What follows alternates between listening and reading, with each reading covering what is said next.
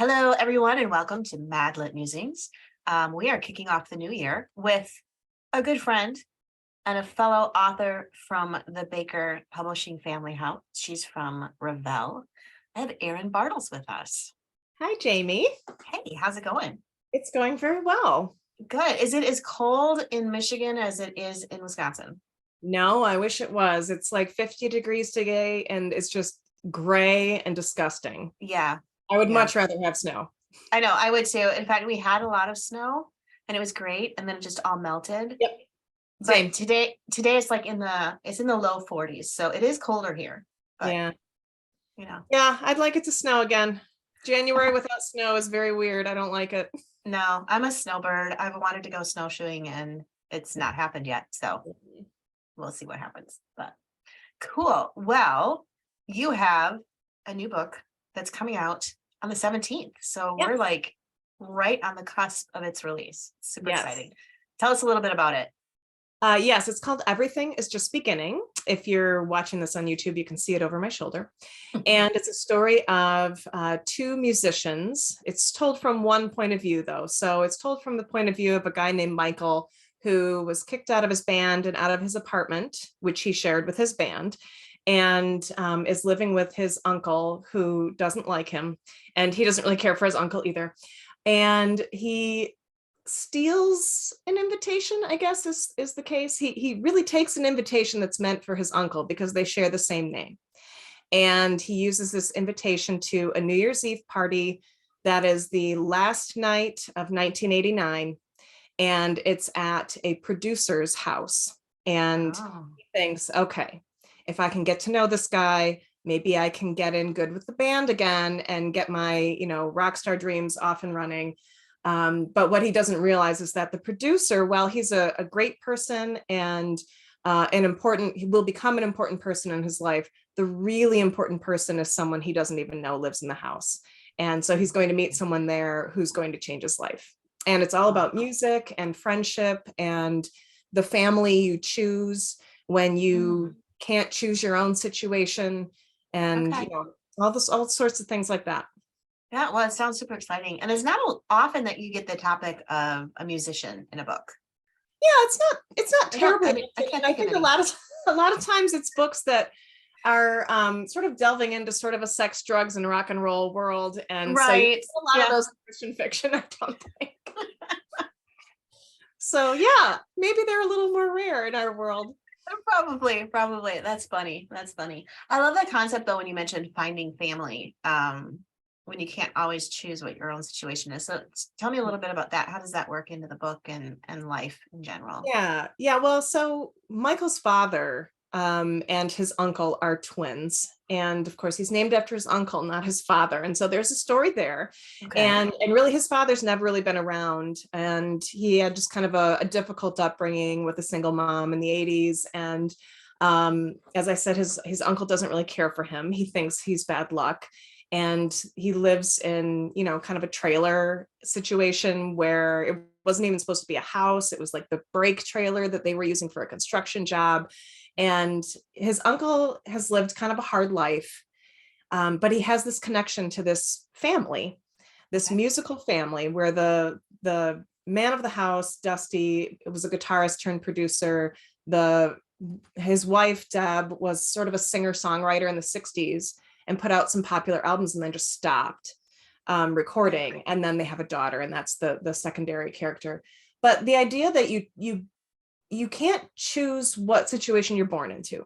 You can't choose your family members, but at some point you start choosing friends, and you start choosing maybe coworkers if you want to work a certain place. And the idea that you can sort of build your own family around you that's supportive rather than dragging you down.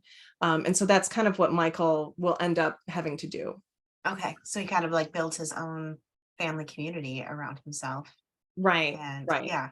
And he sees like the way this family interacts with each other is very, very different than the way his family interacts with each other. And so it's kind of a discovery that, there's a different way that I could live than what I'm used to. Yeah. And I think seeing possibility is really important for all of us, no matter what age you are, no matter what your situation direction, whether it's there's a possible different future, there's a possible different way to act, there's a possible different thing that I could do and be really good at. And I think that seeing possibility and not thinking that everything's closed to you is a really important part of keeping up hope and keeping up drive and creativity and things like that. Yeah. So thinking about family, it's interesting because obviously I've had lots of friends in life, and it's so interesting to see the dichotomy of different families and Mhm. how those units are either really dysfunctional or they're very functional. But I Yeah. think in a way we all have some dysfunction in our family histories. And, how do obviously you're writing fiction too, but how do you think a family affects a person's ability to become who they are as adults and do the Oh, things they yeah. want to do versus Yeah. the family wants? Well, I could say even in my own family situation, I can see it between the way my mom was raised and the way my mom raised me.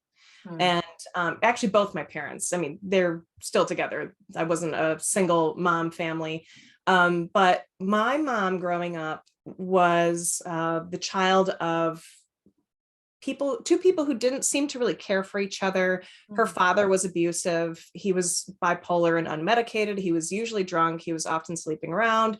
And she just had a really hard upbringing.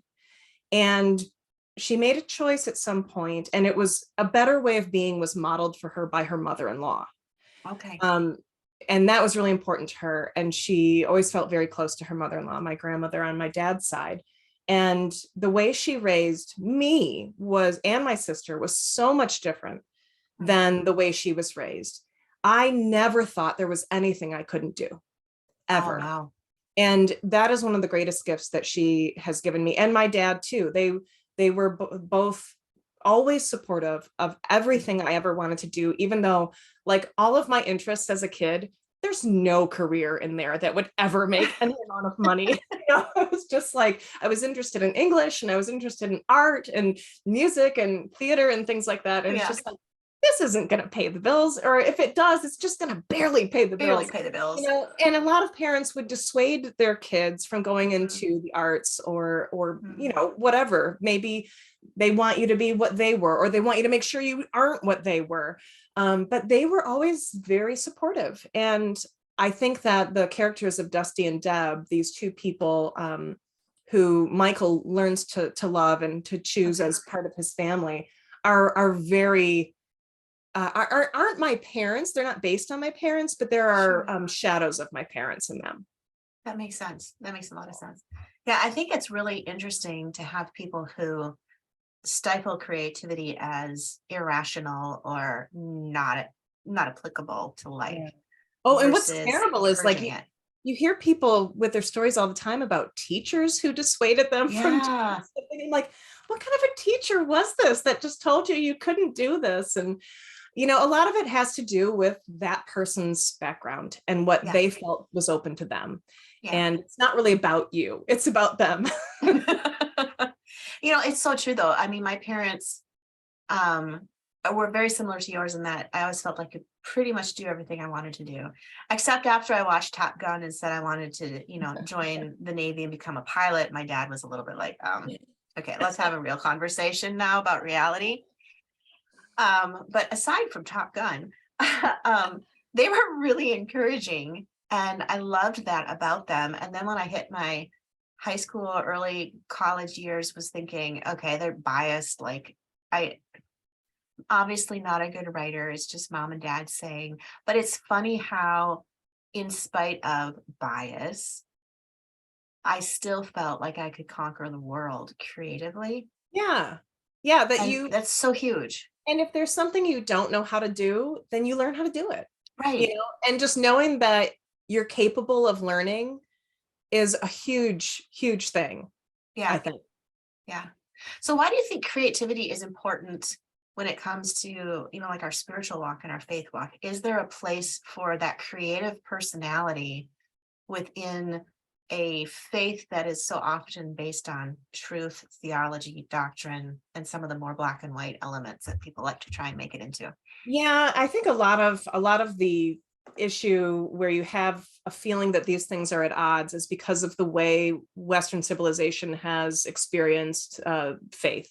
Yeah. And there are very different ways that people express faith. And I'm not talking about just like different religions. I'm saying within Christendom, Right. there are very westernized ways of looking at things, and we have to categorize these things and systematize these things. And certainly I think that what you believe actually does matter, like that actually matters. But of course, the way in which we're made in the image of God is we're made creative because he's creative. And to not exercise those abilities in a way that is the best you can do, because you're representing not just yourself, but God as well, and doing it to his glory. I mean, I can't think of a better way to be in life than to do the things that you were gifted to do and the things that you're energized by. And you can always find a way to do that in a faithful way, I think. Yeah, I agree.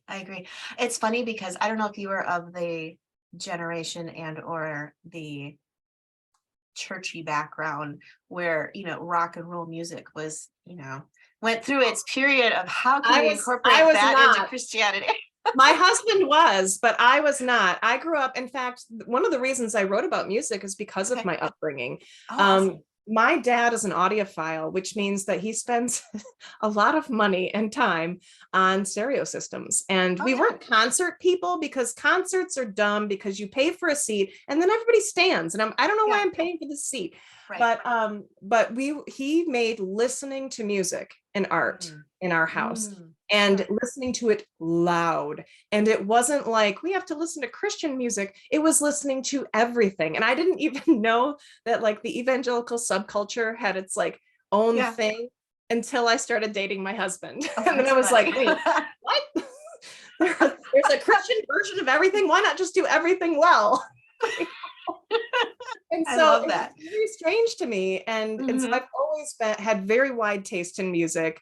And it was really fun to explore that and to just remember how healing and just like soul deep love that you have for music. And there's a big aspect of music and people following bands and things like that feels very religious in a lot of ways. There's a lot of emotion wrapped up in it. And I think that there's a lot of bad things and there are a lot of good things. And that's the true of anything in life.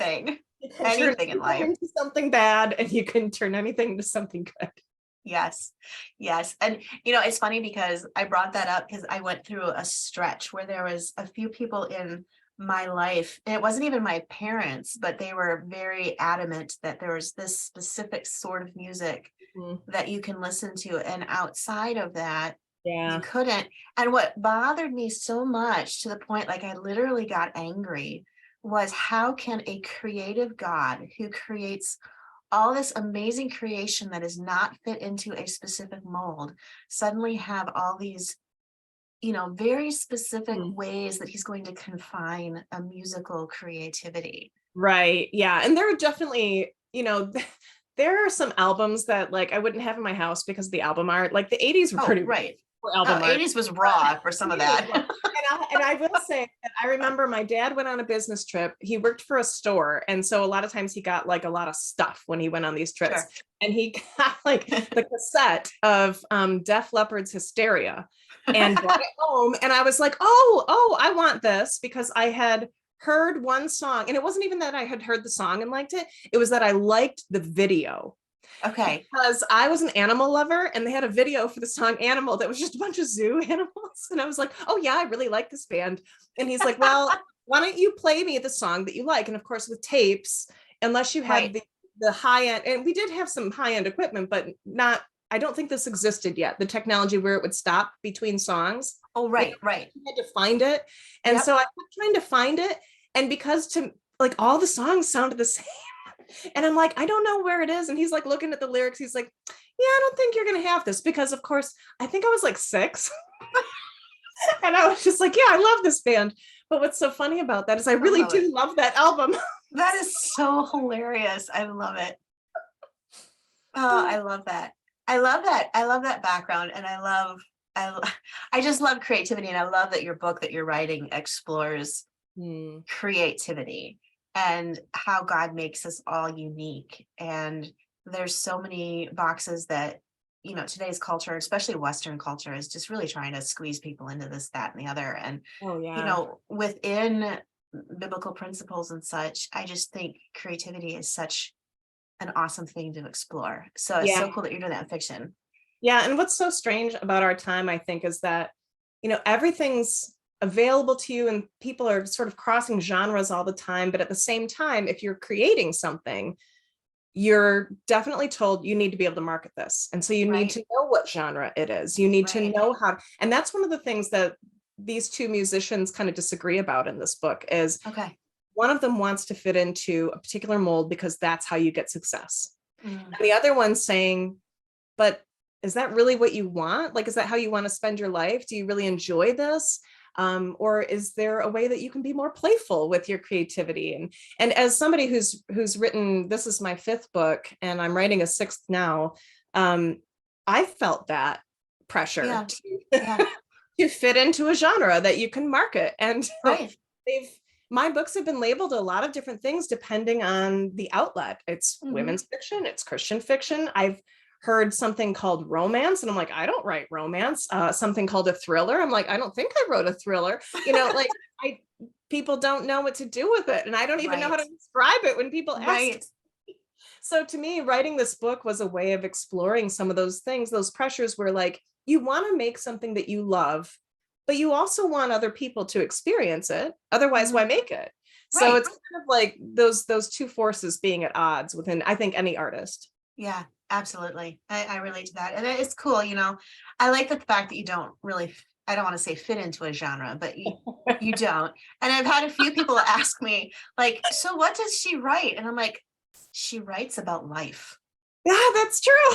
I think her books are about life. And you're going to get something that's going to make you think. Yes, that's good.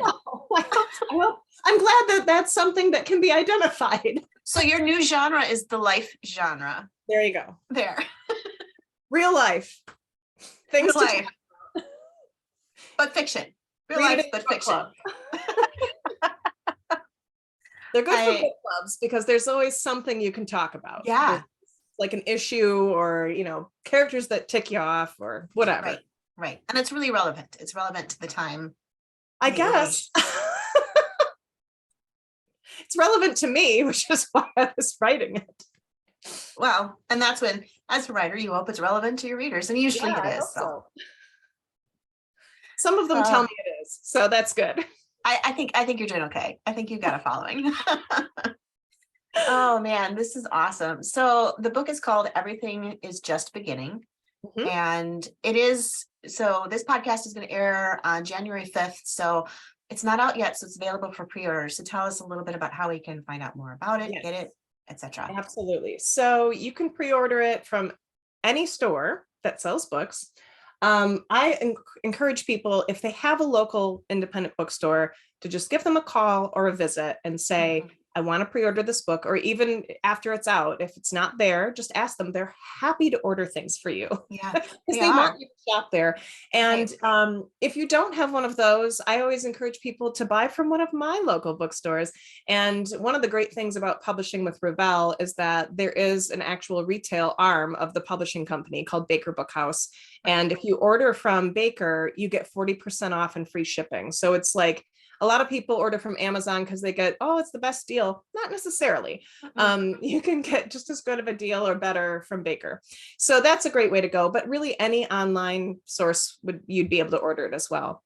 And one of the really fun things about writing this book that I don't want to forget to mention is that I started playing guitar when my son was really young, and I'm not a good guitarist. I'm very mediocre. I can't play bar chords, which are supposed to be like the easiest. Oh, those things are horrible. They're horrible. I can't do it either. Okay, great. And You're not alone. I really enjoy playing songs. And I definitely thought, well, I'm going to be writing lyrics for certain songs for this book because it's all about music and they're writing songs together.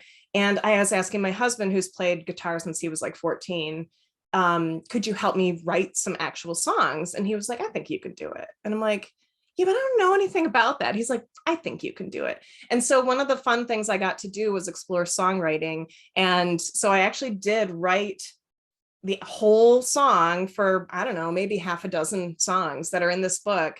And readers of the book, once you get to the end, there's a few QR codes for fun. You know, it's a book about music. So there's 2 Spotify lists. One of them is Michael's mixtape. It's the music that he listens to.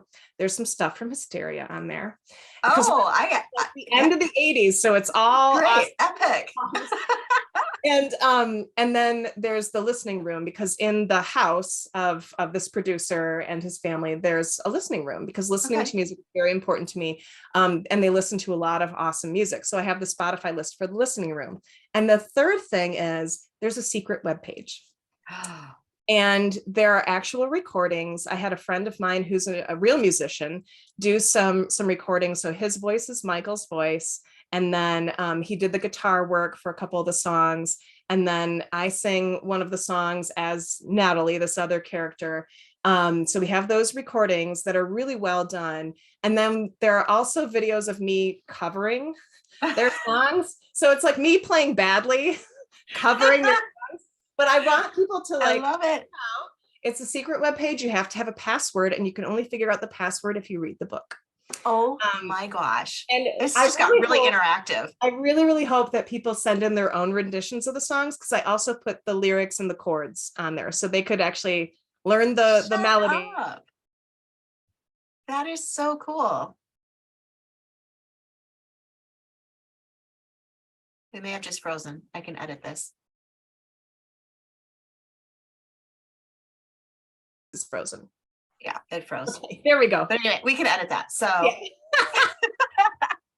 I was like taking a really long pause. All right. I mean, it may not get edited in the YouTube video because I'm not that good, but you can say at the beginning of the YouTube thing, like, make sure you see the ends for the bloopers. Watch to the end. Yeah, I like that. That's a good one. That's a good one. See, we were trying to, like, just keep up with our inner creativity and make this interesting. Yeah. Right. Yeah. Okay. So that's so secret. I think I cut out where you said there's a secret website. You need a password to get into it, but you have to read the book. You have to read the book in order to figure out what the password is. But you'll be able to figure out. It's not like it's not like doing equations or anything. Like I had to read with a note journal. Okay. Line 4 down over 8. I was signing an arc of my first book for another writer, and just to mess with her, because she wasn't around when I was signing it, I underlined a bunch of words on random pages and said, you need to look through the whole book for a secret message. And she went through the whole book. No. I could see her turning the pages and like writing stuff down, and it was utter nonsense. Oh, that's hilarious. I love it. That's so fun. So it's not like that. You'll be able to get one word and you'll be able to figure it out. Okay. So we don't need a degree in cryptology or something like that. No. You just have to be someone who reads even mildly closely. Like, just pay a little bit of attention. And you'll be able to figure this out. Okay. Yeah. So it's not super daunting. It's super interactive though. This sounds really, really fun. Yeah, it was really fun. That's exciting. I'm going to have to get this for my daughter. She's 13, but she's just getting into reading like adult fiction now. Yeah. And she plays ukulele and guitar. So I'll have to have her try a cover for you or something. That would be awesome. We'll have to TikTok it. I want people to email me their videos so I can put them on there. Oh my gosh, this is so fun. Because it's like a club that there's no entrance. Like you have to go to the back entrance and like know the password and like know the bouncer and like knock the certain way to get in. Right. I like that. I love that. It'd be fun if you have like a little graphic bouncer that comes out. Oh my gosh, that'd be great. I don't know how to do that. I don't either. We'll just pretend. Awesome. Yeah. Okay, so this is great. So we can pre-order the book anywhere. Baker Bookhouse gives us 40% off and free shipping, and they wrap it in paper, which is so cool. I don't think I knew that. Yes, they literally hand wrap them in brown paper. So nice. So you open this, it's like opening a present when you get it. I love it. I order it just for that. It's the dumbest psychological marketing tool. See, and I don't know that because I actually work for Baker, so I get a lot of free books from them. I don't have to order. You should demand that your free books get wrapped. I 'cause it's should. great. Oh man, Erin, this was great. So everybody needs to rush out and order. Everything is just beginning because there's music that goes with it, which we've now learned, and that is pretty awesome. So thank you so much for being here today. Yes, thank you so much for having me and for, pushing through the Zoom issues we had at the beginning. Hey, no worries. It's just part of life. So All right, well, and hopefully it'll snow for both of us. yeah, we'll see. If not, we will send each other emojis of rainstorms Yeah, and sad sadness. rainstorms. Sadness. All right. Well, Thanks for being individual with rain us. clouds. I love that. Thanks for being with us. Thanks a lot, Jamie.